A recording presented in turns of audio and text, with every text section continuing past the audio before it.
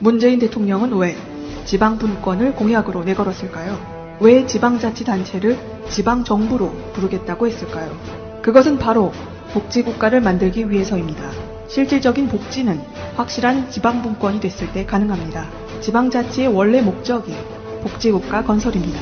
지방선거가 실시되기도 전인 1987년에 만들어진 우리 헌법에는 형식적인 지방자치가 단 몇 줄로 명시되어 있을 뿐입니다. 복지를 반대하는 세력들은 그 형식적인 내용을 악용하여 지방자치제도를 흔들어 왔습니다. 올 6월 지방선거에는 지방분권이 확실하게 명시된 개헌이 이루어져야 합니다. 그것이 복지국가로 가는 가장 빠른 길입니다. 전국자치분권 개헌추진본부 서울구청장협회 꼭 알아야 할 어제의 뉴스. 평양역을 출발하는 북한 예술단을 뜨겁게 환송하는 김여정 제1부부장. 현송월 단장과도 반가운 인사를 나눕니다. 김정은 위원장의 유일한 친동생으로 설마했던 김여정의 방남이 현실화됐습니다. 북한은 오늘 평창올림픽 개막식에 파견하는 고위급 대표단에 김여정 노동당 부부장을 포함시키겠다고 알려왔습니다. 김여정 노동당 중앙위원회 제1부부장은 관련 직책 및 다른 외국 정상의 가족들이 축하 사절단으로 파견되는 사례도 함께 감안한 것으로 보입니다. 북한의 최고 지도자 가족을 의미하는 이른바 백두혈통의 일원이 우리나라에 오는 건 김여정이 처음입니다. 김여정은 김정일의 세 번째 부인 고영희의 막내딸로 올해 36살인 김정은보다 4살 아래인 것으로 알려졌습니다. 김정은의 절대적인 신임 속에 거리낌 없이 대화를 나누며 오빠를 보좌하는 모습이 여러 번 카메라에 잡히기도 했습니다. 최근에는 노동당 행사장에서 맨 앞 주석단에 앉아 부쩍 높아진 정치적 위상을 과시하기도 했습니다. 김여정 동지를 비롯한 중앙과 지방의 당 책임 일꾼들이 공연을 보았습니다. 이로써 북한은 헌법상 대외 수반인 김영남을 단장으로 김여정과 최휘 국가체육지도위원회 위원장, 리선권 조국평화통일위원회 위원장을 단원으로 하는 대표단 구성을 마무리했습니다. 검찰 관계자는 오늘 기자들을 만나 이재용 부회장의 항소심 결과에 대해 법리적으로나 상식적으로나 대단히 잘못된 판결이라고 비판했습니다. 절대 집행유예가 나올 사안이 아니라며 향후 대법원에서 바로 잡힐 것이라고도 했습니다. 그러면서 삼성계열사 합병과 관련된 문형표 전 복지부 장관 재판 등 다른 국정농단 사건의 판결에서 증거 능력이 검증된 안종범 수첩의 증거 능력을 합리적 근거 없이 무시해버렸다고도 했습니다. 특검도 오늘 또다시 입장을 내고 항소심 재판부를 비판했습니다. 항소심 재판부가 이 부회장을 무리한 집행유예로 석방하고 다른 뇌물공여 사건과 달리 부당하게 가벼운 형을 선고했다는 겁니다. 법원에서도 비판 목소리가 나옵니다. 김동진 인천지법 부장판사는 자신의 소셜미디어에 이재용 판결에 대하여 동의하지 않는다는 글을 올렸습니다. 서울중앙지법의 한 판사는 항소심 재판부가 형량을 판단하면서 대기업의 사회적 책임에 대한 고려를 하지 않았다고 주장했습니다. 최순실 씨의 독일 코어스포츠로 36억 원을 보낸 게 재산 국외 도피가 아니라는 판단에 대한 지적도 나왔습니다.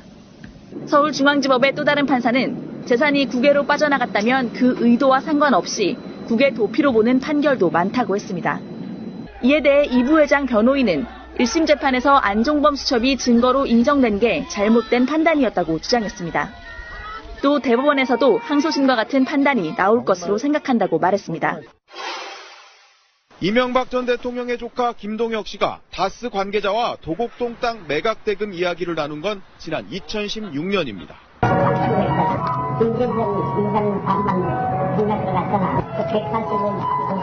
여기 도곡동 그거 말씀하시는 거예요? 2016년보다 몇 해 전에 이시영 씨가 이상은 씨에게 도곡동 땅 판 돈을 내놓으라고 했다는 내용도 있습니다. 몇 년 전에 영감이 시영이 보고 달라고 그러니까 이거야. 시영이가 이상은 씨로 내놓으셨으면 나한테 다 분명히 안 되는 거야. 대화 속에 영감으로 표현되는 인물은 이 전 대통령으로 추정됩니다.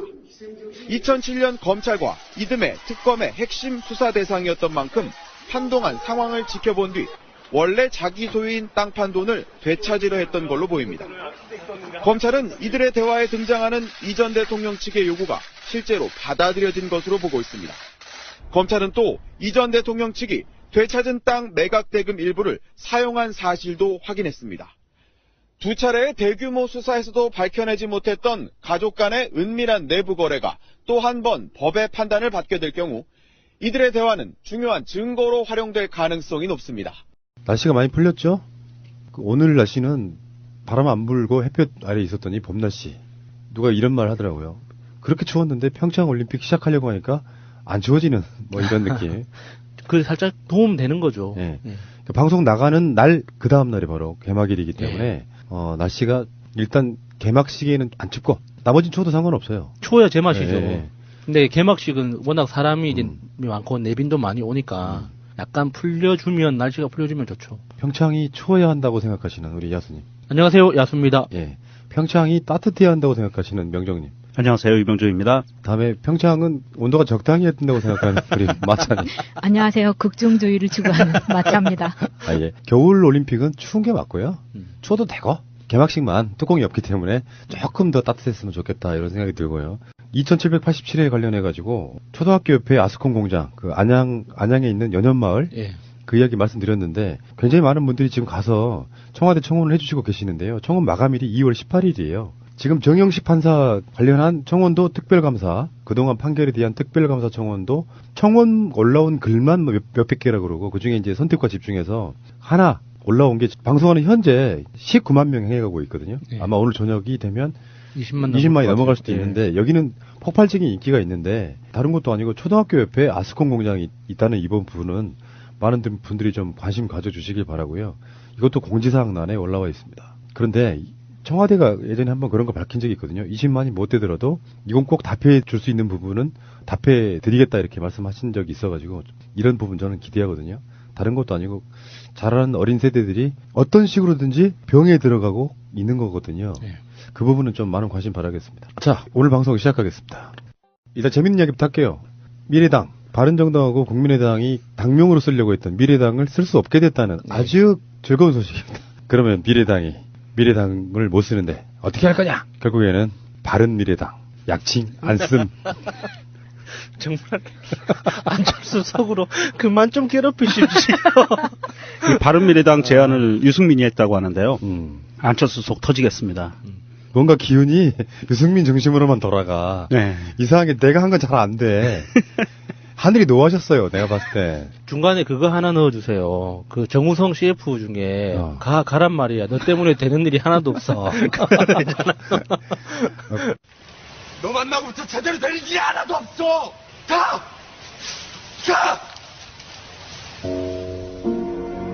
어디서부터 이 이야기를 시작해야 할까?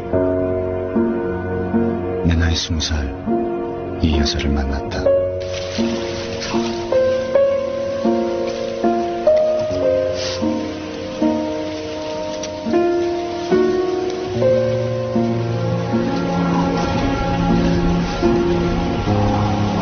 너 가라고.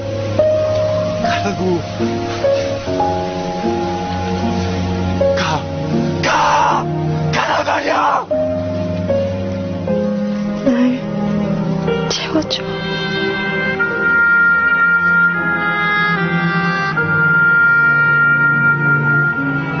사랑은 언제나 목마르다. 2% 부족할 때. 이놈의 정책 뭐라고 하는지 하나도 모르겠어. 가!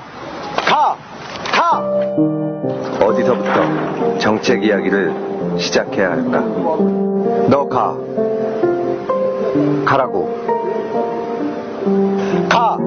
가란 말이야. 1번 가란 말이야. 문재인 1번 가란 말이야.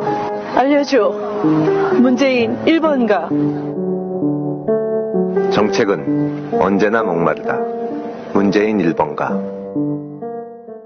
바른미래당의 불길한 미래를 예측하는 것 같은 그런 느낌이고요. 예. 어쨌든 약칭으로 미래당도 쓸 수 없게 됐네요. 당연하죠. 정식 명칭이든 약칭이든 등록되어 있는 게 있으면 못 쓰는 거죠. 그래서 제가 제안합니다. 바른미래당 너무 좀 그렇잖아요. 미래 못 쓴 당. 어차피 못 쓸 거. 미래 못 쓴 당. 아니, 이거 어떻게 보면 바른미래당으로 쓴다면 이 청년 정당인 우리미래가 앞으로 득표율이 굉장히 늘어날 수도 있겠는데요. 이게 비슷하잖아요, 이름이. 당명을 만들어가는 과정만 봐도 합당 자체가 목적이 아니라 합당은 정거장일 뿐이라는 게 너무 명확하게 드러나는 것 같아요. 이게 진짜 이게 100년 정당을 기획하는 거면 당명을 이런 식으로 장난스럽게 이거 안 된다고 저거 찌르고 이거 찌렀다가 안 되니까 다른 거 찌르고 이렇게 할 게 아니잖아요. 이게 원래 이제 공모를 했더니 바른국민당이 가장 많은 게 들어왔는데 그 자체가 어감이 교장 선생님 훈화 같아서 바른국민 이게 싫어서 그걸 배제한 상태에서 나온 안들 중에 미래당이라는 걸 그냥 갖다 쓴 거거든요. 아, 공모를 받긴 받았었네요. 처음에 했었죠. 그럼 뭐해? 여러분들의 의견을 모아 제 마음대로 결정하겠습니다. 이거잖아요. 그렇지. 그 정당 명칭이라는 게 이제 앞으로 두고 볼 일이지만 이제 이게 이런 사태를 겪으면서 어떤 상황이 쭉 지나가면 언론들도 또는 우리 같은 사람들도 글자가 5글자 이렇게 되면 줄여 쓰려고 하는 습성이 생겨요. 그러면 또 언론이나 이런 데서 미래당이라고 써야 되는데 미래당이라고 쓰면 이미 미래당이 이제 선점하신 다른 분들이 있잖아요. 우리 미래. 우리 미래가 있잖아. 그러니까 우리 미래라고 못 쓰고 언론이 예전에 왜 열린우리당의 약칭이 원래 우리당이었어요. 열린우리당의 약칭이 우리당이었다. 근데 그게 우리라는 명칭 때문에 세상의 모든 게 다 포함돼 버리잖아요. 다른 당 지지자도 우리당이 돼버려서 그걸 안 쓰고 언론들이 여루당이라고 했단 말이에요. 그러니까 이 사람들 입장에서는 미래당을 못 써요. 미래당을 못 쓴 상태에 약칭도 없어. 그러면 바미당. 바른당. 뭔가를 발라버리는 그러면 바른당이 되면 결국은 유승민의 바른정당이 되는 거예요. 이게 결국은 언론들은 줄여 쓰거나 또는 우리 같은 네티즌들이 쓸 때는 바미당이 될 수밖에 없는데 바미당 이거 어감 진짜 이상하지 않아? 그렇게 쓰겠습니까? 아니, 이상한 근데 말이 이상한데. 저는 그 바른미래당을 참 잘 만든 것 같기는 해요. 왜요? 어감이 입에 감기는 게 바른미래당은 안 감기는데 미래한국당이 딱 어울리거든요. 6개월 뒤에. 미래한국당. 미래한국당. 한국미래당. 미래한국당 괜찮다. 딱 좋죠. 딱 6개월 뒤에 것 그 같아. 운명을 보는 것 같아요. 내 친구 미래 정말 유명해졌네요. 미래가 그 미가 미국의 미가 아닐까요? 쌀미자일 수도 미국이 온다. 이거 이런 뜻으로. 자유한국당하고 만약에 바른미래당 합쳐서 그런 식으로 이제 그렇게 네이밍 하지는 않겠지만 우리가 웃자고 하는 소리인데 한미당 이렇게 부를 수도 있고 뭐 미안하다에서 미한당 뭐 이렇게 뭐 다른 약간 다르긴 하지만 미안하다. 그 네이밍 하는 거 타이틀 나는 거 이거 굉장히 중요한데 시작부터가 이렇게 막 꼬였다는 부분에서 보면은 뭔가 좀 암울한 미래가 예측되는 정말 미래 없당 이런 느낌이에요. 당연한 거죠. 예를 들어서 미래당을 창당한 다음에 이런 당명 논쟁으로 우리가 미래당을 약칭으로 쓰겠다고 먼저 선빵을 날렸으면 가능한 어떤 여지도 있었는데 국민의당의 약칭으로 미래당을 쓰겠다고 접수를 하면 선관위 입장에서 그걸 쉽게 받아주기가 힘들잖아요. 우리 미래당이라는 당이 있어요. 정당 정확한 이름은 우리 미래가 맞고요. 요걸 줄여서 쓰려고 하니까 뭐 우미당, 우리 미래당 이렇게 혼선이 올까봐 우리 약칭도 하나 있어야겠다. 그러니까 정당 명칭을 선관위 등록할 때는 풀네임하고 약칭을 둘 다 등록할 수 있게 돼 있는데 그간 국민의당은 그 약칭이 없었어요. 그렇다 보니까 국민의당 관계자들이 국민의당의 약칭으로 미래당을 등록하려고 하니까 안 받아주고 우리 미래에다가 준 거죠. 예를 들면 이거죠. 새정치국민의당이라고 부르지 않잖아요. 이것처럼 정식 정당이 이분들의 명칭은 우리 미래가 맞습니다. 당자를 안 붙이는 거죠. 근데 이게 이제 논란들 중에 하나는 안철수 씨가 우리 미래라고 하는 정당에 무슨 토론회에 와서 발언을 한 적이 있다고 그래서 보통 이제 이렇게 우리 미래 뭐 이런 식으로 이렇게 누군가가 부르면 미래당이라고 부르는 당이 있는 존재를 알면서도 그거를 깔아뭉개고 그걸 등록하려고 했다 뭐 이런 식의 어떤 비난이 좀 쏟아지고 있는 거죠. 비판이. 제 친한 친구 중에 미래라는 친구가 있어서 자꾸 우리 미래 하니까 기분이 좀 이상하긴 한데 이게 우리 미래라는 이 정당이 2017년 3월에 창당이 됐더라고요. 대변인 인터뷰를 보니까 지금 현재 당원이 8,000명 넘는데요. 그러면 절대 이렇게 무시할 수 있는 그 정당이 아니거든요. 이게 국민의당처럼 이렇게 정말 내가 당원인지 아닌지도 모를 사람이 더 많다고 의심되는 이런 당원들이 아닐 거 아닙니까? 전부 다 자기들이 자발적으로 직접 입당한 사람들일 텐데 그런 분들이 8,000명이 넘는다는 건 정말 대단한 일이거든요. 그런데 이런 정당이 분명히 존재함에도 불구하고 미래당이라는 이름을 생각해낸 걸 자기 스스로의 어떤 독창적인 아이디어였던 척했던 그게 너무 괘씸한 거죠. 안철수의 그 괘씸죄가 있는 거죠. 아니 상표 등록을 하더라도 비슷한 이름을 다 검색한 다음에 하는 게 필수인데 이거 너무 전형적인 약자에 대한 폭력 같은 거 아니에요? 그러니까 원래는 알바키 하려고 그랬던 거죠. 두 당이 공식적으로 전당대회를 통해서 통합된 게 아니기 때문에 그 미래당이라고 하는 당명을 선점하려고 했는데 공교롭게도 똑같은 시간에 도착한 또 다른 당이 있었던 거라고 보고요. 안철수 정말 짜증나겠습니다. 누군가한테 짜증을 내고 싶을 텐데 누구한테 화풀이를 해야 될지는 모르겠지만 뭔가 되는 일이 하나도 없네요, 진짜. 우리는 이제 명칭이라는 부분 이런 부분이 있어요. 우리가 한경호라고 부르죠. 뭐 진보 쪽 신문들 대표적으로 한경호 이렇게 부르는데 경향신문, 오마이뉴스, 나머지 하나가 뭐예요? 한겨레 신문. 바로 그거거든요. 한겨레 신문이라는 호칭은 없어요. 그냥 한겨레입니다. 제호를 보세요. 그러니까 이게 아까 말한 우리 미래하고 똑같은 원리라는 거예요. 당을 붙이면 당이 되는 거고 우리는 뭐 당을 안 붙이겠다. 대표적으로 전에 말한 자유민주연합, 자민련, 당 이렇게 안 하잖아요. 새정치국민회의 이렇게 안 하잖아요. 그러니까 우리 미래라고 부르는 게 맞는데 한국 사람들은 어떤 통상적으로 우리 미래 당 이렇게 부르는 건데 정확하게 정식 명칭을 들어가자면 그렇게 부른다는 것이고 약칭으로 미래당 이렇게 불리우는 건데 야심차게 협당도 하기 전에 제목을 쓸 수 없게 되는 상황이면 굉장히 스텝이 꼬이는 거죠. 처음에 미래당이라고 그 안철수 유승민 그 팻말을 들고 있을 때부터 좀 불안했던 게 거기다가 체크 표시하고 미래 업당 정말로 미래 업당이 돼버리는 뭐 이런 상황이 좀 돼서 거기 체크 표시하고 IT를 넣으면은 이따가 또 되고 재밌는 당이죠. 그래서 선관위가 민주평화당의 등록 신청도 같은 날 했다고 그래서 정리하자면 우리 미래는 약칭 미래당이 되는 것이고요. 민주평화당은 이걸 약칭을 어떻게 신고했는지 모르겠는데 지금 더불어민주당의 약칭도 아십니까? 민주당이죠 지금 현재. 두 개죠. 더민주하고. 더민주하고. 두 개요? 그러니까 그 더민주에도 당자를 붙이면 안 되는 거예요. 약칭으로만 부르면. 그냥 더민주에서는 이렇게 불러야지 더민주당 이렇게 하면 안 되는 거죠. 네이밍이 진짜 중요하다는 걸 이번에 또 깨닫게 되고요. 미래스럽지 않은 분들이 구태 정치로 가면서 미래당 그러면 내가 선관이라도 뭐 이유 여하를 따라서 안 받아줄 것 같아. 새날당 어때요? 새날당. 소송감입니다. 새날이 왔는데. 새가 날아든당. 김희석 원장이 혁혁한 공로는 그거 아니에요. 민주당 이름 갖고 있었던 부분. 그게 등록이 안 된 상태로 버려주고 있다가 왜냐면 안철수에 의해서 버려진 거거든. 새정치민주연합 하면서. 새정치민주연합의 약칭이 뭐였게요? 퀴즈 10,000원 드리겠습니다. 새정년. 네, 새정년. 땡! 뭐냐면요. 새정치민주연합에서 약칭 등록이 새정치연합이었어요. 근데 약칭이 5글자나 돼. 그때 안철수가 했던 바보 같은 짓 중에 하나가 민주자를 빼버린 거예요. 약칭에서. 그래서 그 언론들은 그걸 새정치연합이라고 부르지 않았고 불러달라는 약칭을 빼고 새정년, 새민년 뭐 이런 식으로 계속 불렀단 말이에요. 뭐 그런 부분이라 네이밍도 굉장히 좀 현명하게 할 필요 있는데 이 네이밍에 있어서 안철수는 상당히 좀 물론 본인이 하는 건 아니겠지만 그 홍보팀이나 이런 데서 하는 것이 굉장히 좀 어리숙한 게 아니냐 이런 생각이 좀 듭니다. 동아일보의 악의적 칼럼인데 동아일보가 북한이 남북 대화와 핵 동결의 대가로 수십조 원의 현물 지원해달라는 의사를 남측에 타진해왔다.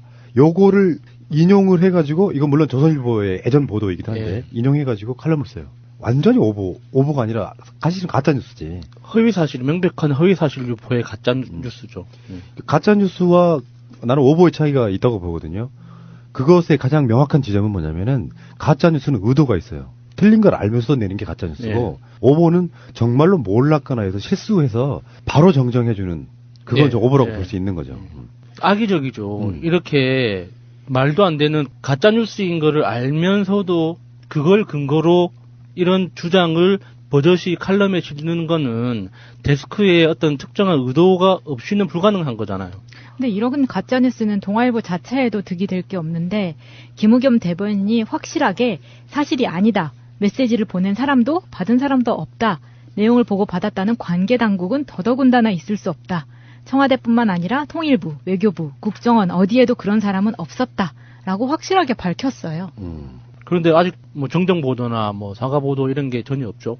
청와대 측의 김우겸 대변인에 의한 발언의 요지는 동아일보 정정보도해라거든요. 이것에 대해서 사과하고 정정보도해라. 아니면 법적 처분을 받게 하겠다. 법적인 과정으로 들어가겠다.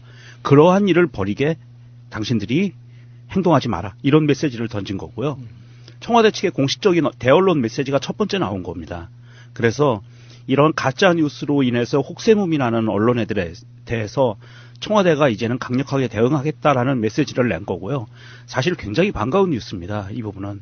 청와대가 사실은 그동안 어떻게 보면 강력한 본인의 권력 의지에 의해서 대통령이 된 그런 사례를 벗어나서 국민들의 뜻에 의해서 정말로 대통령이 되고 정부가 만들어진 이러한 정부이기 때문에 사실은 그 본인들의 대통령이 본인이 강한 의지로 무엇을 할 테니까 니들 언론 입 다물어 언론 보도 똑바로 해 라고 메시지를 던지기가 굉장히 어려웠던 부분이 사실 그동안 있었어요. 그럼에도 불구하고 이번에 이런 메시지가 나왔던 것은 대다수 국민들에 대해서 국민들이 바라는 언론관, 언론이 어떻게 움직여야 되는지, 대한민국의 여론이 어떻게 형성돼야 되고 가짜뉴스가 어떻게 걸러져야 되는지를 청와대에서 명백히 인식을 했고, 그리고 청와대에서 이것에 대해서 강경하게 원론적인 입장을 제대로 밝힌 거죠. 만약에 동아일보나 조선일보의 보도가 사실이라면 일면 탑으로 가야 되거든. 칼럼으로 슬쩍 다른 신문이 보도했던 거를 베껴오면서 은근슬쩍 가짜 뉴스인 거 사실 아는 거예요. 알면서도 칼럼이라는 형식으로 그때 집어넣어서 또 흠집내게 하고 있는 거거든요. 편집의 방향과는 다를 수 있습니다. 이런 걸로. 네. 그렇죠. 칼럼은 그렇게 나가죠. 본지의 방향과는 다르다 이렇게 다를 수 있다라고 나가고. 다른 측면으로 의심이 되는 건 조중동 같은 그 언론이라는 이름의 쓰레기들이 낚시질 같은 거를 하는 게 아닌가 싶은 의심도 들어요. 그러니까 이렇게 자꾸 가짜뉴스가 명백함에도 불구하고 자꾸 노출시킴으로써 청와대의 법적 대응을 유도하는 거죠. 그래서 청와대가 어쩔 수 없이 사실관계를 수정하기 위해서 법을 통해서 대응을 하기 시작하면 바로 언론 탄압이라는 프레임을 가지고 나와서 이렇게 지금 뭐 지지율 독재를 통해서 언론을 탄압하고 있다라는 이런 식으로 가려고 미리 밑밥을 뿌리는 게 아닌가 싶은 생각도 들어요. 그 지점에서 제가 이 보도를 보고 생각을 많이 했던 부분이 있는데 뭐냐면은 홍준표의 MBN 그 고소건이 있잖아요. 그건 어떤 관계가 있냐. 김우겸 대변인의 이 내용은 그냥 텍스트로만 보면은 말로 했는지 글로 했는지도 잘 구분이 안 돼요. 그래서 김우겸 대변인이 직접 읽은 내용이 있나 보고 쭉 쳐봤더니 없어. 무슨 말이냐. 사실 김우겸 대변인이 청와대 입장에서 동아일보에게 강력하게 대응하려고 하면 본인이 언론 앞에 서서 직접 읽으면 훨씬 더 파급 효과가 커요. 왜냐하면 언론 매체들은, 특히 TV 매체들은 상대방이 말하는 워딩이 있으면 갖다 따다 쓰기가 쉬운데 이 사건은 사실 굉장히 엄중한 사건이거든요. 근데 이거를 입장문, 글로 이렇게 내보냈어요. 그게 청와대가 그냥 만든 게 아니라 이거를 대변인이 직접 나가서 읽을 것이냐 아니면 입장문만 발표할 것이냐를 굉장히 많이 숙고를 했다고 해요. 만약에 김우겸 대변인이 강한 톤으로 말로 동아일보의 정정 보도를 요구하면 아까 말한 언론 탄압의 프레임에 걸리기 쉬워서 청와대 관계자들이 몇 차례 의견을 교환한 후에 서면 브리핑 형식으로 청와대 뜻을 나타내는 게 적절하다고 의견을 모았다는 뭐냐면 동아일보 니들만 봐라에 가까워요. 사실은.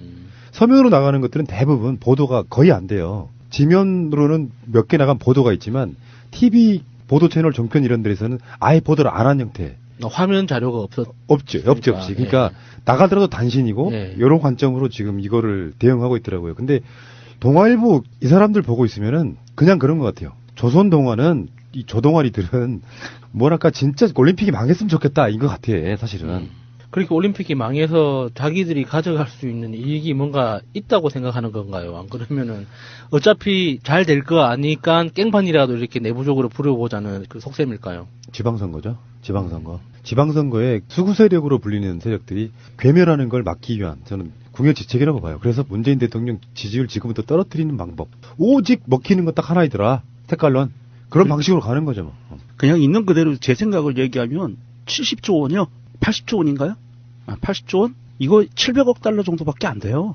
그거 주고 핵무기 없앨 수 있으면 저는 줄 수 있다고 봐요. 제 개인적인 입장에서는. 괜찮은 생각인데요? 그러니까.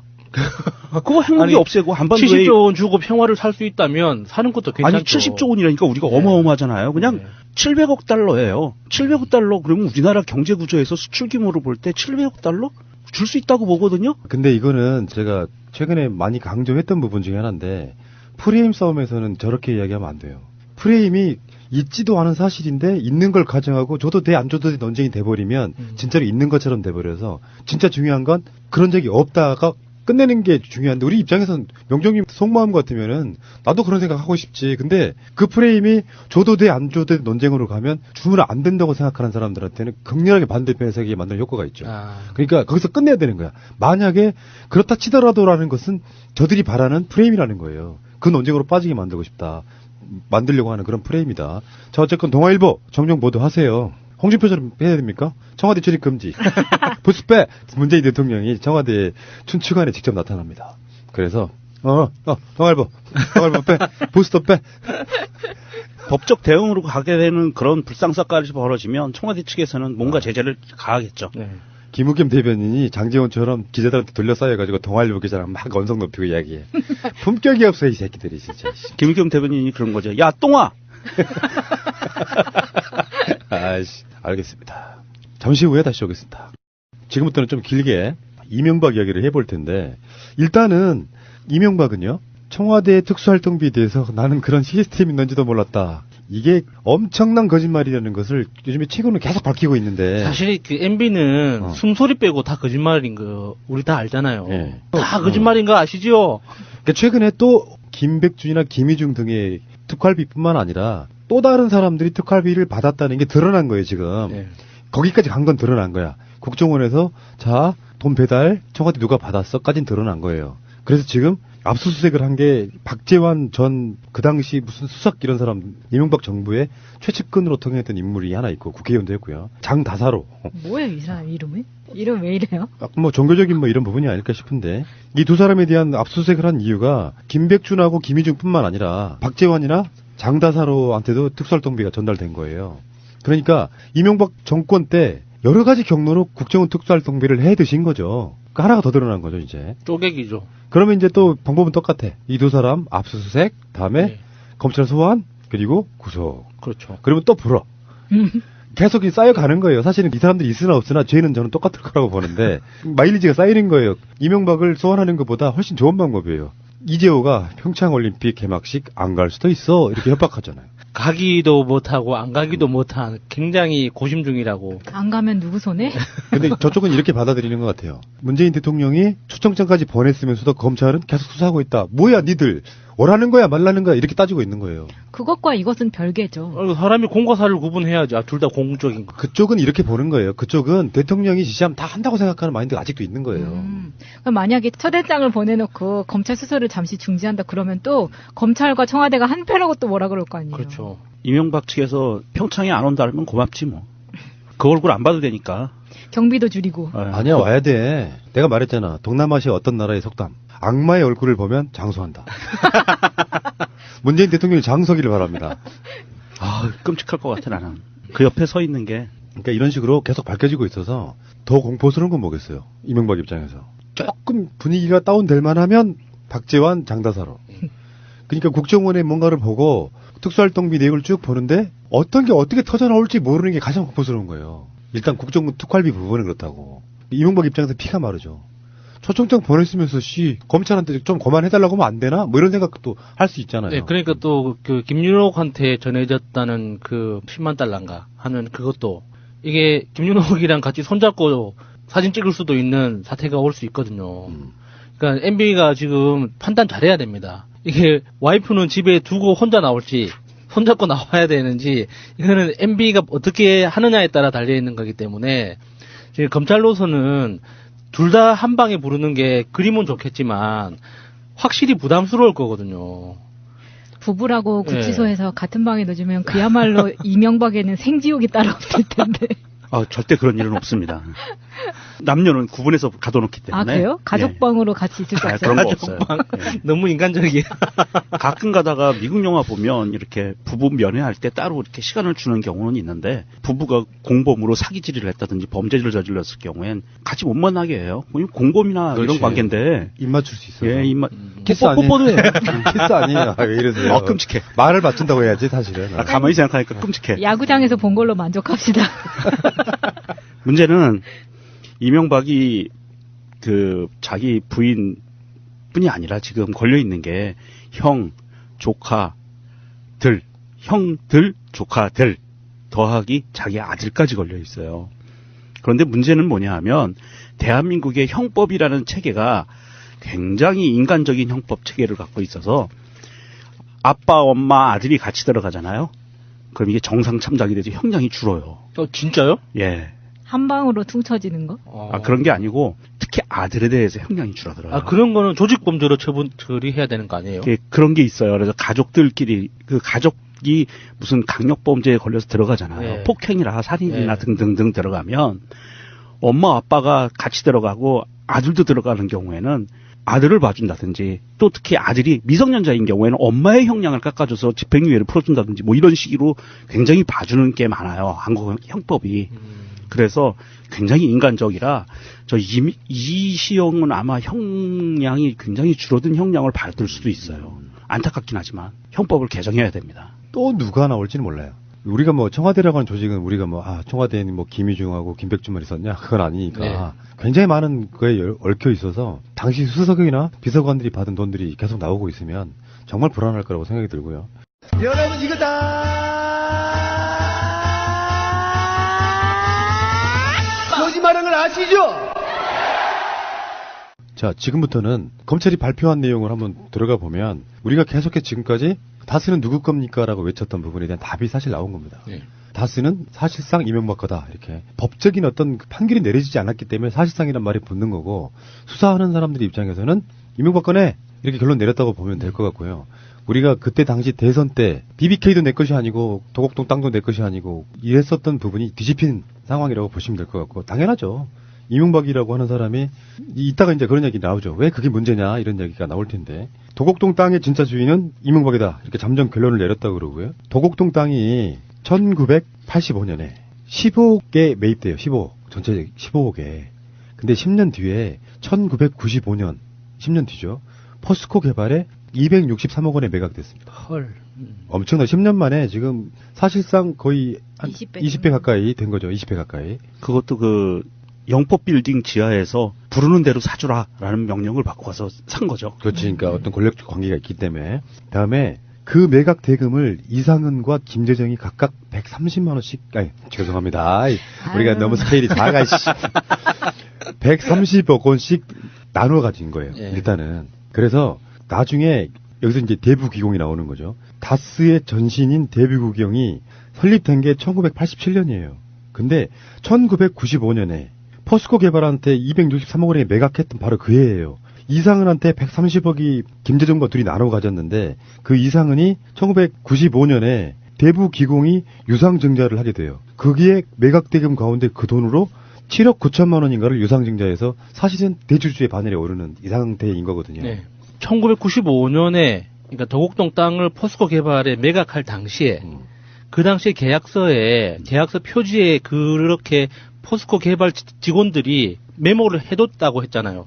안원구 그 전 지방국세청장이 실소유주 이명박이라고 메모가 돼 있는 계약서를 안원구 청장이 보고 그것 때문에 감옥까지 가게 된 거잖아요. 안원구 청장이. 근데 그렇게 명확한 증거가 있었음에도 불구하고 그게 지금 거의 15년, 20년 걸린 거죠. 이거를 실소유주가 이명박이라는 걸 확실하게 이렇게 이야기할 수 있게 되기까지. 이전에 그 특검에서도 제3자의 것으로 추정된다라고 결론을 냈잖아요. 그게 감히 MB라고 말은 못하고 다 아는데 이상은 김재정 씨의 소유는 아닌 것 같다. 제3자의 소유인 것 같다라는 결론을 냈었죠. 그런데 이게 굉장히 살짝 지나가 버리는 뉴스의 행간이 뭐가 있냐면 이게 지금 그 이상은이 대주주가 되면서 김재정 씨의 지분까지 자기가 가지면서 35.44%의 지분을 가지게 되거든요. 그 당시에 다스라는 회사에서 지금 그 뉴스에 나온 거 보면 가지급금을 받은 걸로 돼 있어요. 이상은이. 그래서 회사에 가지급금을 변제하는 걸로 10억 원을 집어넣습니다. 그러니까 이상은이 받은 건지 아니면 회사가 딴 데다 준 건지는 명확하지 않은데 이 가지급금이라는 용어가 나와요. 이 가지급금이 뭐냐 하면 회사에서 돈을 쓸 때 출처를 명확하게 밝히지 않아도 되는 회계 항목이에요. 그러니까 그냥 이사나 대표이사나 임원이나 누군가에게 회사가 돈을 출금하는데 회계 기준으로 명확하게 잡히지 않는 금액이에요. 그래서 그렇게 해서 일단은 돈을 미리 줘버리는 거예요. 회계 항목에 없이. 그리고 나중에 그거를 변제했다는 거거든요. 그러니까 이 회사 돈이 사적으로 움직인 정황인 거죠. 사실은 이게. 이런 것도 지금 더 파져야 되는데 이런 부분은 아직 덜 나오고 있는 부분이 있네요. 그렇죠. 네, 맞습니다. 실제로 이제 의혹은 뭐냐면은 이명박이 현대건설 사장 재직 때인 1985년에 사들인 도곡동 땅을 저는 이것도 이제 좀 비리라고 보거든요. 강남 개발이 막 한참 열리고 있을 때 건설에서 사장이잖아요. 그러면 온갖 그 좋은 자리에 있는 땅들은 왜 지금도 그런 경우 많아요. 뭐 어디 구청이나 시청 같은데 부동산 관련한 개발 건수를 미리 알아가지고 예. 땅 사서 그걸로 대박 터뜨리는 분들이 있단 말이에요. 친인척들이 공무원으로 있고 그 개발 비리 신비님이 항상 방송 나와서 그런 얘기하잖아요. 청와대 무슨 정책에 관련된 문건 가지고 나오면 그것만 갖고도 돈 벌 수 있다고. 미리 장기 계획 같은 거 세워놓은 거 이런 게 있잖아요. 그런 것처럼 이명박 자체가 현대건설 사장일 때 그런 식의 비리로 이제 땅을 헐값에 사가지고 그 당시만 해도 막 허 벌판에 무슨 뭐 임야 뭐 나대지 뭐 이런 식이었을 거란 말이야. 그거를 정말 싼 가격에 사가지고 20배 정도로 부풀리는 방식으로 돈을 벌었잖아요. 근데 자기가 이제 사회적 이목이 따라오는 어떤 사람이기 때문에 그것을 갑자기 재산이 불어나거나 그러면 사회적으로 좀 부도덕한 측면이 부각되는 측면이 있을 것 같아서 천한 명의로 하나는 형제의 명의로 뭐 이런 식으로 이렇게 가까운 사람들로부터 이제 차명으로 소유했다는 설 이런 게 있는 거죠. 누가 봐도 그렇게 보이잖아요. 뭐 이재정이나 이상은이 무슨 재력이 있어가지고. 그동안 이동영 씨가 등장하는 녹취록을 통해서도 우리가 매번 확인했잖아요. 이상은 씨는 아무런 능력이 없는 사람이었다는 걸. 월급쟁이다. 예. 김재정 씨가 이렇게 사망한 이후에 부인이 처해 있는 지금 현재 상황을 보면 김재정 씨가 서류상 지분만큼의 지배력이 없는 사람이라는 걸 너무 명확하게 드러나는 거죠. 그래서 이제 대체적으로 예상이 되지만 서울시장 선거 나갔고요. 그리고 대통령 선거도 나갔잖아요. 근데 이명박의 재산은 줄이고 줄여서 미니멀리즘화한 게 500억 정도였어요. 이것도 너무 많다 그래서 집안치만 빼고는 다 기부하겠다 이렇게 된 거였잖아요. 그게 챙겨재산인 거잖아 이제. 그러니까 만약에 이런 땅들이나 이런 재산들이 다 드러나면 이명박의 재산은 사실상 몇천억 원 정도는 최소한 몇천억 원 정도는 나올 법한 부분에서 사실 서울시장 선거나 대통령 선거 때는 어마어마하게 불리한 부분이었죠. 왜냐하면 현대건설 월급 사장이었잖아요. 네. 실소유주도 아니고. 근데 대체 무슨 돈을 번 거냐에 대한 국민적 비난이 쏟아질 가능성이 높았다고 보거든요. 그러니까 이명박은 500억 이상 갖고 있는 사람이 되면 안 되는 거예요. 그 주진우 기자가 추정하기로는 최소 2조 원에서 최대 20조 원까지라고 예측을 하더라고요. 그래서 한번 그 이명박을 줄기차게 따라다니면서 있었던 일화 중에 이명박한테 한번 실제로 물어본 적이 있었대요. 각하에게 진짜 재산이 얼마나 돼요? 그러니까는 씩 웃길래 자기가 생각하기에는 최소 2조 원에서 맥시멈 20조다. 20조에 더 가까울 것 같다라고 하니까 그냥 끄덕끄덕 하면서 갔다는 거예요. 그러니까 아까도 말씀드린 것처럼 이재정이나 이상은이 그럼 그 돈 어디서 났어? 그거를 이제 예전에 정호영 특검에서도 조사를 한 건데 네. 실제로 그 사람들이 말만 그 증거를 가져오진 못하고 예를 들면 이상은 같은 경우에 저 옛날에 목장했는데요. 목장에서 번 돈이에요. 근데 증거가 없어. 그래서 증거로 채택이 되지 않았는데 정호영 특검 같은 사람들이 수사의 의지가 있었다 그러면 진짜로 목장을 했는지 거기서 얼마를 벌었는지 예. 여기에 대한 증명을 해야 되거든요. 근데 결론을 내려놓고 수사를 짜맞추다 보니까 이 돈은 이상은이 목장에서 번 돈이라고 확인시켜져 버리는 거거든요. 수사에 또는 판결에 있어가지고 미리 결론을 내려놓고 했을 때 나타나는 대표적인 현상이 이런 거죠. 야, 그 목장을 얼마나 거대하게 운영했길래 현금으로 몇 억씩이나 되는 지분을 그렇게 살 수 있을 정도인지 궁금하네요. 어떤 목장을 운영하면 그렇게 돈을 벌 수 있을까요? 목장에서 나온 돈이다라고 하는 것도 사실은 입증되지 않은 거죠. 본인의 말만 그랬다는 거고요. 자금이 거기서 움직였다는 어떤 증빙 자료가 하나도 없어요. 그러니까 그것도 거짓말일 확률이 굉장히 높고요. 거의 뭐 99.99%는 거짓말일 거라고 보고 사실 이명박의 재산을 보면 정말 단순하게 그동안 국가를 수익 모델로 삼아서 정말 나쁜 짓을 하나도 안 했다고 가정했을 때 다스가 갖고 있는 자산 가치만 해도 몇 조 원이 그냥 쉽게 넘어갈 거예요. 다스가 지금 해외에 10곳이 넘는 곳에 해외 지사가 있거든요. 네. 그것도 그냥 작은 사무실만 있는 해외 지사가 아니라 그럼요. 굉장히 튼튼하고 공장까지 다 갇혀 있는. 현대 기아 그룹의 자동차 내장 시트, 승용차 시트 부분의 1차 벤더예요. 1차 벤더라는 거는요. 현대 기아 자동차의 1차 밴드는 현대 그룹 바로 밑에 있는 회사하고 마찬가지의 영향력을 갖고 있어요. 네, 지금은 뭐 BMW하고 폭스바겐에도 납품을 하려고 준비하고 있죠. 예, 다변화하고 예. 뭐 준비하고 있다고 하는데 그 정도로 어마어마한 회사고 해외 지사마다 공장들이 다 있습니다. 시트 만드는 공장들이 다 있고 그 밑에 자회사들도 있고 굉장한 규모의 그룹이에요, 사실. 그래서 이거의 다스의 가치만 따지더라도 몇 조 원은 우습게 넘어가죠.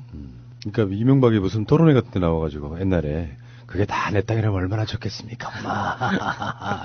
정말 탐욕의 화신 같은 거예요. 그런데 진짜 중요한 거는 그래서 다스가 이명박이 거면 뭐 또는 BBK가 이명박이 만든 거면 이거잖아요. 예. 문제는 이게 이제 중요해지는 게 일단은 120억 원, 또 혹자는 120억 원이 아니다. 뭐 이렇게 이제 그쪽 증인들이 있잖아요. 140억 원이다. 뭐 200억 원이었는데 이걸 또 나눠 가졌다. 뭐 이런 식의 얘기인데 BBK를 설립하기 위해서 이제 만들어진 비자금.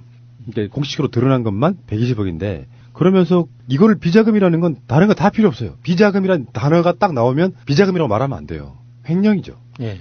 공적 자금을 횡령해서 몰래 주주나 사원들이나 가야 될 그 돈을 몰래 삥땅 쳐가지고 자기 돈으로 만드는 거니까 예. 비자금이라는 표현은 정말 범죄성 없는 우리 같은 사람들이 마누라나 뭐 가족들 몰래 숨겨두는 책장에 꼽아두는 한 10만 원 이런 게 용돈 비자금이고 수준인 거고. 횡령한 돈을 꽁쳐두고 있다가 그걸로 이제 뭐 제조업만 하고 싶었겠냐고. 횡령이란 말도 너무 점잖은 거죠. 사실은 도둑질인 거죠, 그게. 제조업만 하고 싶은 게 아니라 금융업을 해보고 싶었던 거지. 왜? 제조업은 공장을 돌려야 돼. 금융업은 잘만 나가면 예. 그냥 땅 찍고 헤엄치기야. 그러니까 그 당시 MB가 하고 싶었던 게 지금의 카카오뱅크 같은 거죠. 그렇지, 그렇지. 인터넷 전문 은행을 하고 싶었던 건데 그 당시 우리나라 법률이 안 받쳐줘서 못했던 거죠. 기술적으로도 좀 문제가 있었고. 그래서 다스가 BBK에 투자를 해요. 140억을 투자를 하는데 그 돈도 이제 김경준과 이야기가 또 복잡해지니까 쉽게 표현하면 그 돈을 돌려받기 위해서 LA 총영사가 등장하고 청와대 직원들이 등장하고 그러면서 또 다른 범죄행위가 또 생기는 거예요. 직권남용. 그 당시 그 스위스에 동결돼 있는 김경준 씨의 계좌를 풀기 위해서 그 정치력을 발휘했다고 의심을 받고 있는 거죠, 지금. 다스에서 비자금 만들었으면 횡령 하나가 있고요. 탈세가 있고요. 그리고 청와대를 동원해서 그걸 돈을 받아냈다면 직권남용 혐의가 있고요. 다음에 하나가 더 있는 게 뭐냐면은 공직자윤리법 위반이라는 게 있어요. 재산 등록할 때 빼놓은 재산이잖아. 그러니까 벌써 5가지 혐의, 4-5가지 혐의가 추가되는 거예요. 거기에다가 이게 BBK까지 이게 실소유주로 확인이 되면 주가 조작까지 포함되는 거죠. 그렇죠. 어마어마한 예. 그걸로 돌아가신 분도 계시니까 예. 이명박은 악마가 엎드려 있는 무슨 어떤 특정한 장소, 이게 복마전 이런 느낌이거든. 이명박한테는 지금 혐의가 다스 BBK만 해도 이 정도고 특활비 문제도 또 다른 문제가 있고 아직 수사도 시작도 못 해본 사자방도 있고 또 뭐가 있나요? 아, 사자방이 너무 많은 걸 보관하 것입니다. 사자방이란 그 말 자체. 공식적으로 드러난 혐의만 사자방에 비하면 지금 드러난 건 자범 수준이야. 예. 근데 그거 빼고 어마어마한 빼고 국정원 특활비로 뇌물로 받은 거 아니에요. 그 부분하고 또 국정원 동원해서 부정선거 했다는 그 의혹도 있는 거잖아요. 그러니까 우리가 지금 다 기억을 못할 정도로 MB의 범죄는 광범위해요. 검찰 입장에서는 정말 좋은 먹잇감이에요. 이 재판만 한 10년 걸려도 이상하지 않을 정도의 너무나 다양하고 복잡하고 광범위한 범죄들이 널려 있는 거죠. 대한민국 검찰 조직 전체가 100%가 덤벼들어도 올해 안에 못 파헤칩니다. 그 정도로 방대하고요. 이게 끝은, 이 수사의 끝은 물론 사자방까지는 당연히 이명박이 관련됐으니까 가겠지만 이 끝은 이명박 집안 수사까지 가야 끝이 나요. 그러니까 이명박의 집안 전체에 이상은이나 이렇게 이명박의 형제들, 그 다음에 그 친인척들의 비리 혐의들이 다 밝혀지는 게 이명박 수사의 끝입니다. 사실 그게 다 이명박 정권 시절에 굉장히 많은 사기 사건들이 많이 벌어졌거든요. 가족관계에 의해서. 그 사건들이 다 밝혀져야 돼요. 의문의 죽음도 있었잖아요. 그 뭐 의문의 죽음들, 의문사들은 굉장히 많았죠. 그 인터넷에서 지금 뭐 짤이 하나 돌아다니더라고요. 이명박 그 재임 기간 중에 자살당한 인물 리스트 해가지고 거의 30명 가까이 되는 것 같던데. 그러니까 악마라니까. 예. 내가 말씀드렸잖아. 악마를 직접 보면 오래 산다. 와, 그러면 김윤옥 씨는 한 500년 사는 거예요? 김윤옥이 악마인데? 왜 이래? 왜들 이러세요? 매일 같이 얼굴 보는 사이 아니라니까. 아, 그래? 이명박에 대해서는 이제 평창 올림픽 개막식에 가냐 안 가냐는 부수적인 문제고 나이 80 다 돼가지고 그가 정말로 국가적으로 불행을 자초하지 않으려면 끝까지 버텨서 국론을 부설하고 이런 방식으로 갈 게 아니라 사실은 이렇다라고 고백해야 될 부분이 있어요. 예. 근데 고백은 대충 하면 안 되고 안 하니만 못해요. 박근혜 그런 식이었잖아. 국정농단 났을 때 거짓말로 고백을 하니 그거 아니야라고 또 해서 완전히 무너져 버리잖아요. 실제로 범죄성을 떠나가지고 국민들의 입장에서는 이명박이 아예 모든 걸 고백하고 검찰 수사를 제대로 받으러 가는 게 맞아요. 뭐 형량이 얼마나 나올지는 모르겠지만 우리나라의 어른들이라고 하는 그 인간들, 대표적으로 김종필 같은 사람, 전두환 같은 새끼, 이명박 같은 새끼들을 보면서 사람이 죄를 지을 수 있잖아요. 대한민국 사람들의 공통점 중에 그거 있잖아요. 누군가가 잘못을 뉘우치고 빌면, 아우, 씨발, 또, 잘못했다는데 어떡해. 그래서 과거에 잘못을 저질렀더라도 진실이라도 정확하게 지금 와서 사과하고 예전에 이런 게 사실은 이랬다. 라고 해서 우리가 정확한 역사를 쓸 수 있도록 어른으로서 가기 전에 좀 뭔가 후손들한테 남겨줄 수 있는 게 그런 것밖에 없는 거 아닙니까? 돈 몇 푼 남겨준다고 해서 뭐 그 후손들이 얼마나 잘 먹고 잘 살겠어요. 이게 우리나라 전체가 제대로 된 길로 나아가려면 과거가 어떻게 된 일이었는지 정확하게 알아야 될 거 아니에요. 근데 그 쓰레기 같은 인간들은 아직까지도 지그들이 잘했다고, 그게 자기들이 예전에 조작했던 것들이 진실이었다고 끝까지 버티고 있단 말이죠. 너무 이거 어제 진짜 다 찢어 죽이고 진짜 어떻게 해야 돼요, 진짜 그런 것들. 그런데 정말 화가 나는 거 하나 더 말씀드릴까요? 그 통계에 의한 건데 대한민국 사법부는요 100억 이상의 횡령이나 자금 그 경제사범들은요 100% 집행유예로 나옵니다. 집행유예 비율이 100억 이상이 넘어가면 100%예요. 왜요? 대한민국 사법부가 그래요. 거기도 하여튼 그렇죠. 이재용을 해준 거 보면 또 그게 왜 그 쉴드 논리 있잖아. 쉴드 논리. 우리나라 경제를 위해서 경제인 기여한 바를 뭐 어쩌고 저쩌고 하면서 이재용이 기여한 게 뭐 있어? 솔직히 그 얘기는 이따가 다시 하겠습니다만. 그러니까 이게 이거예요. 제가 아까 그 이야기를 방금 꺼낸 이유가 박근혜가 저러고도 나는 억울해라고 이야기하니까 뭐 모르는 국민들은 우리 박근혜 대통령은 억울해라고 저지랄 하고 있잖아. 그건 대통령이 할 짓이 아니라는 거지. 내가 대통령이었어요. 푸른 나무가 대통령이었다. 생각만 해도 기분 좋네. 뭐 푸나 굿즈 뭐 이런 거 있으면 좋겠네.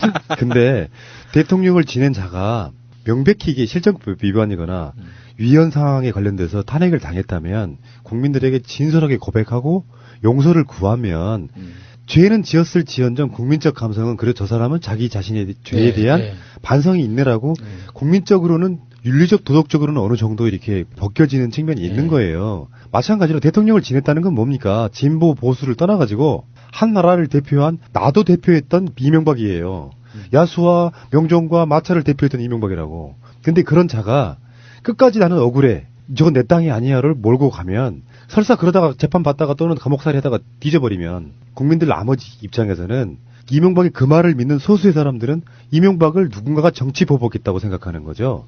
그렇게 되면 이 악순환이 계속되는 거예요. 그러니까 이명박은 자기 자식들을 위해서라도 그렇게 진짜 생각 제대로 해야 돼요. 이명박 당사자는 이렇게 살다가 그냥 그 적당히 대져버리면 끝이지.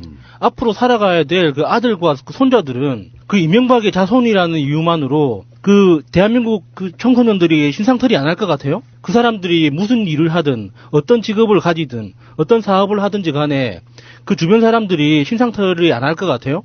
대한민국에서 못 살아요. 그 사람들이 그런 거 겁내하는 사람들은 아닙니다. 아니, 그래서 국적도 바꾸고 막 그렇게 된 부분이 있어서 이명박이 정권이 끝나고 점차적으로 다스 이시영 이런 친구들 또는 뭐 이상득이 아들, 이상은이 아들 이런 사람들이 해외로 나가서 아예 한국에 안 들어오려고 했던 게 흔적들이 보이잖아요. 그러니까 딸내미 중에는 이미 국적 바꾼 사람이 있더라고요. 싱가포르야. 네. 그런 면에서 이재용도 마찬가지거든요. 제가 농담처럼 하는 말이 진담이에요. 이재용 씨 연락 주세요. 왜 그러냐면 왜 일부 기업인들 중에도 좀 그렇게 젊은 층한테 이렇게 각광받는 사람들 있죠. 재벌들이긴 한데 마인드가 열려가지고 소통 잘하고. 그래서 이재용 정도 되면 마인드 열려가지고 우리 삼성 이건희 때처럼 안 할 거야. 난 스마트하게 할래. 포기할 건 포기하고. 이런 식으로 만약에 삼성 끌어간다고 생각해봐요. 에이, 영웅 되는 거지. 바랄 걸 바라셔야지. 아버지 뻘 이사들한테 막말한다는 걸로 알려졌는데 그런 사람이 왜 개돼지를 만나주겠어요. 그거 있잖아 왜. 정말 잘못하셨어요? 근데 저기 창문 열려있네요. 뭐 말로 하셔야겠어요? 뭐 이런 거 하라고 하니까. 잘 모르지. 안 봐서 모르지. 아, 이재용 만나고 싶다 진짜. 10원도 안 받아. 내가 밥 살게. 된장찌개? 예. 이분한테 내가 그 어떤 인간에 대한 사유를 좀 가르쳐주고 싶어요. 그게 삼성을 위해서도 도움됩니다. 그 아버지 문제도 정확히 고백을 하고 얘기가 좀 샜는데 구조는 똑같아. 이명박이나 이건희나 이시영이나 이재용이나 똑같은 거예요. 사실 알고 보면 구조가 똑같아. 좀 역 같은 경우고 어쨌든 이야기가 좀 했지만 그 가증스러움이 있잖아요. 여러분 이게 다 거짓말인 걸 아시죠? 지금 보면 10년 지났지만 지금 보면 지가 한 말이 다 거짓말이었잖아요. 불과 며칠 전에 나는 그런 시스템도 모른다. 근데 자기 측근들이 다 불어버리잖아. 지금 어제까지도 측근들이 국정원 특활비를 받았어. 근데 이명박 이제 잡아놔서 이제 구속시키면 또 나오겠지. 패턴이 똑같아. 네. 청와대에서 돈을 가져갔어. 국정원 누가 A가 청와대 B한테 줬어. 여기까지 나와. 그리고 구속시켜 놓으면 대통령이 시켰어요. 이 구조로 가면서 뻔하게 거짓말했잖아요. 용서 안 되는 거죠. 박근혜가 1차, 2차, 3차 담화를 거치면서 거짓말을 거짓말 실드하다 보니까 국민적 마음이 떠난 거거든요. 처음에 그래서 이명박의 대국민 담화처럼 했던 거 있죠. 정치보복하지 마라 이런 거 있잖아요. 네. 여기에 상당히 많은 거짓말들이 포함되어 있기 때문에 이제는 사실 때는 놓쳤다고 보는데 한 번에 더 기회가 있다고 생각해요. 이명박 긴급 기자회견. 나한테 물어보라고 했으니까 기자들한테 다 물어보고 답해주는 방식으로 한번 했으면 좋겠다. 퍽이나 할까요? 개새끼. 하여간 뭐 이명박은 둘째치고라도 이재용이가 말 나온 김에 한 1년 동안 깜빵 생활하면서 좀 인간적인 사유를 했을 거라고 기대는 좀 했거든요. 근데 전혀 아니더라고요. 걔네들은 그 개전의 여지가 없어요. 쪼개는 거. 네. 웃음을 참지 못하는 이 비읍시읍 같은 짓. 난 진짜 그런 거 보면 분노스럽더라고. 그 얘기는 이따가 다른 방송에서 하겠습니다. 어쨌건 이명박, 이시영, 이상은, 이상득, 김윤옥, 이동영. 와, 더 환장하겠네, 진짜. 가족 범죄단 이야기였습니다.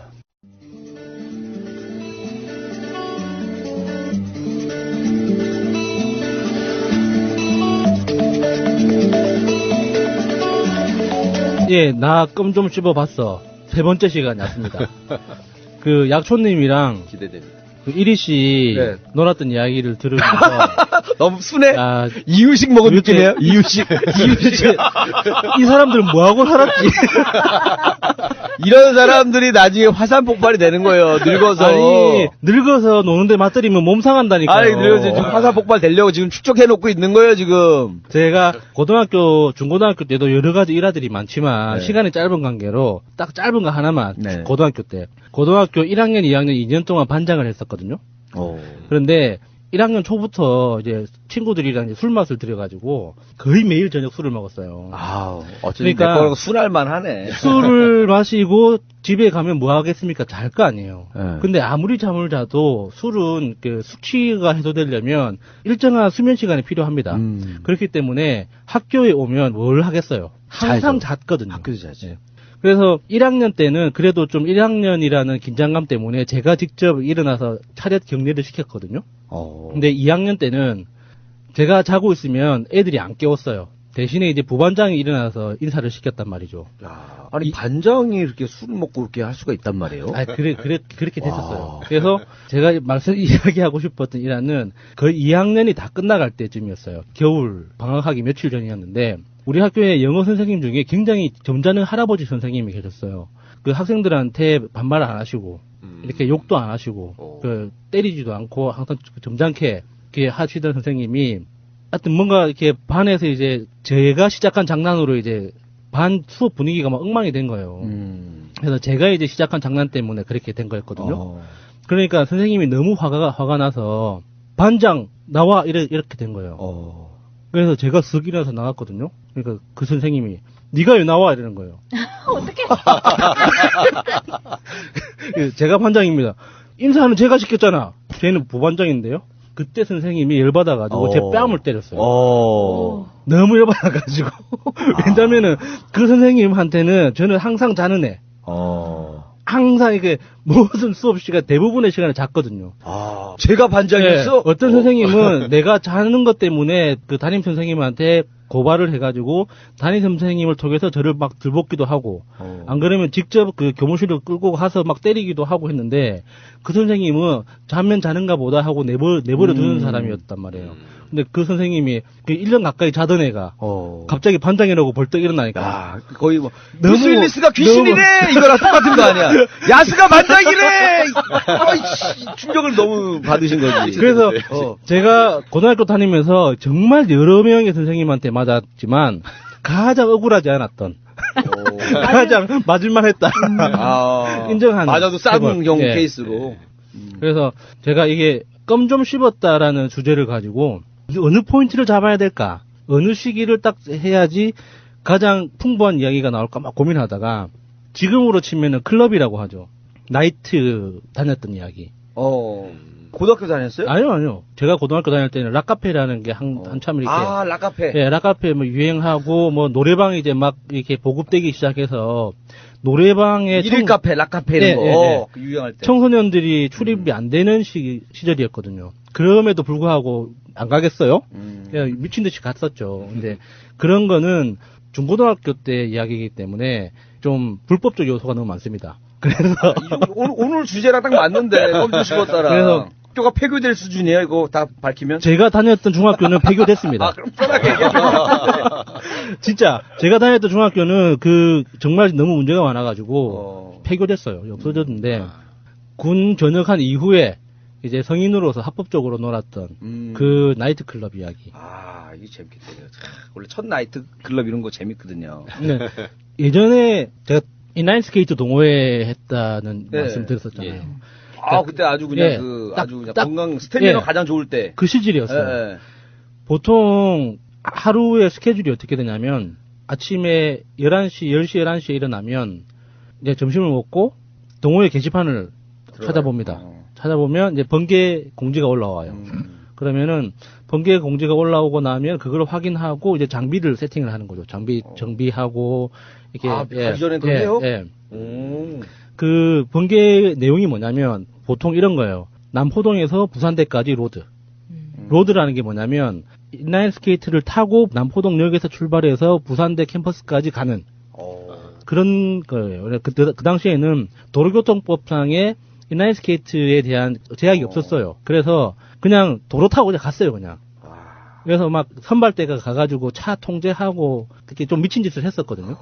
그러면 좌회전 같은 거 할 때, 좌회전 같은 거 필요할 때 정말 지금 생각하면 진짜 욕을 들어 마땅한데 인라인 스케이트를 탄 성인 수십 명에서 20-30명이 좌회전 그 하는 제일 앞에 자리를 딱 잡고 기다리고 있는 게 신호를 차 앞에서. 그래서 좌회전 신호가 딱 들어오잖아요. 그러면은 그 사람들이 때로 막 미친 듯이 막 질주를 하는 거예요. 위험하다. 예. 들으면 굉장히 위험한 것 같죠. 그럼 그 다음 차는 거 기다리다가 신호 바뀔까지 못 가는 거 아니에요? 그렇죠.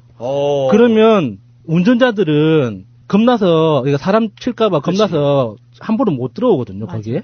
그래서 우리는 안전해요. 그래서 그 당시에는 지금 생각하면 진짜 개망나니처럼 놀았는데 그 당시에는 너무 재밌었죠. 그러니까 우리가 다 동호회 회원들끼리 모여가지고 이 앞에서 막 차 오지 말라고 막 수신호 하면은 못 오거든요. 자기들도 겁나니까. 마치 그 미국으로 치면 그 할리 데이비스 오토바이 타고 다니면서 아주 건달들 반건달들 맨날 총 하나 갖고 다니면서 이렇게 단체로 부릉부릉 다니는 것처럼 인라인 스케이트로 그렇게 살았네. 네. 그렇게 하고 예를 들어서 이제 뭐 남포동에서 부산대까지 가면 뭘 먹어도 맛있거든요. 진짜 뭐 돌이 아닌 이상은 뭐 아무거나 먹어도 다 맛있어요. 거기에다가 뭐 삼겹살에 소주를 먹거나 맥주에 치킨을 먹거나 이러면 얼마나 맛있겠습니까, 진짜. 수십 킬로를 인라인 스케이트를 타고 움직였으니 체력도 이제 보충해야 되고 하니까 그렇게 이제 1차 먹고 2차 먹고 3차 어디 딱 가겠어요. 나이트 클럽 딱 가는 거예요. 근데 나이트 클럽 어떻게 가냐? 그 당시 하고 또 그렇죠. 좌회전 받아서 네. 그 부산에 굉장히 유명한 나이트 클럽이 몇 군데 있는데 남포동에 있고 서면에 있고 부산대에 있고 그리고 저 경성대 앞에 있거든요. 그래서 그 포인트를 딱 잡고 부산대에서 이제 술을 먹었으니 경성대를 가자 이렇게 되는 거예요. 그러면 이제 술을 마신 상태로 가는 거죠. 이렇게 또 가다 보면은 반 깨입니다 또. 술이. 찬바람 쐬고 하니까. 바람 쐬고 이렇게 땀 흘리고 하다 보면 반 깨거든요. 그러면은 그 약간 술이 절반 정도 깼을 때 그 기분이 사람이 술 마시면서 느낄 수 있는 가장 좋은 상태라고 봐요. 그러니까 완전히 취한 것도 아니고 이제 술을 막 마시기 시작한 것도 아니고 그게 어느 정도 이제 육체적인 컨디션이 가장 좋은 상태에서 알딸딸 할 때 그때 이제 나이트 딱 입장 딱 하잖아요. 그냥 끝나는 거예요. 그냥. 멘트가 잘 나와요. 네. 멘트 우리는 그러니까 뭐 허벅지로 승부했어요, 그냥. 부킹하고 이런 게 아니라 진짜 그냥 놀러 간 거예요. 춤추러. 예. 제일 저렴하게 놀 수 있거든요. 그동안에 몇 년간의 동호회 활동을 통해서 노래방 가면 너무 비싸게 나오는 거예요.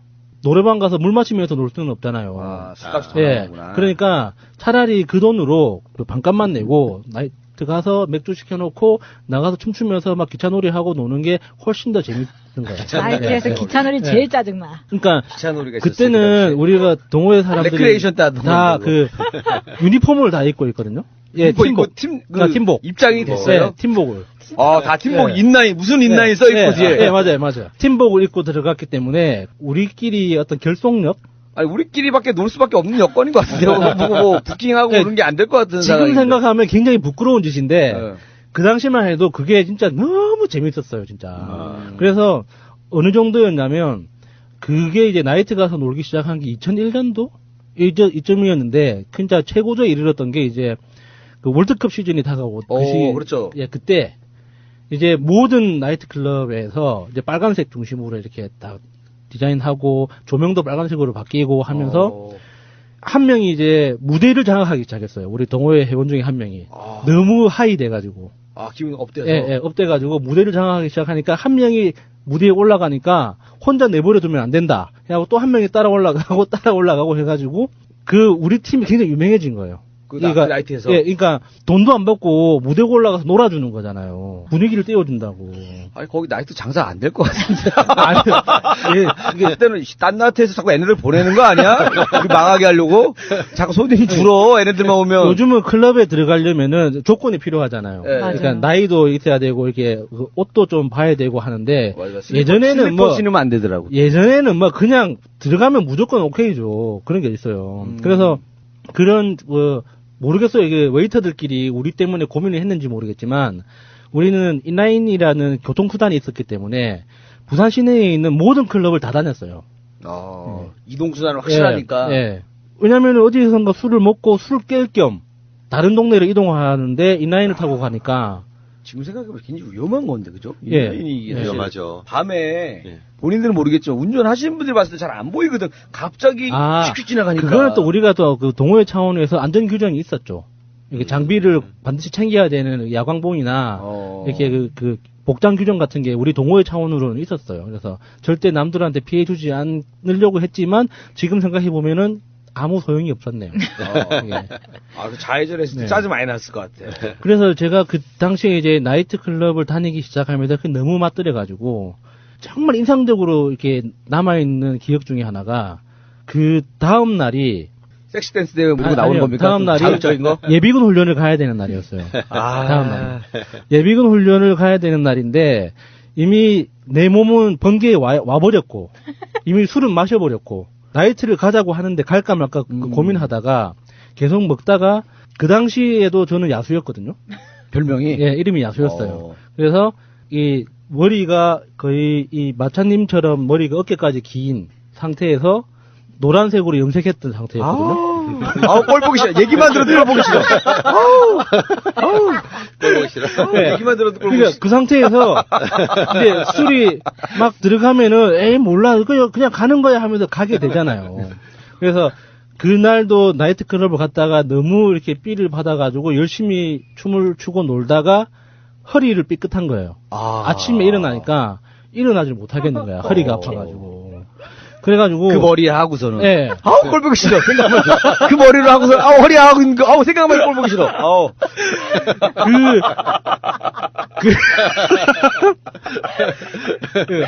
그 상태에서, 이게 예비군 훈련을 한번 빠지면은 진짜 귀찮잖아요. 그래가지고 어떻게 택시 타고 꾸역꾸역 갔어요.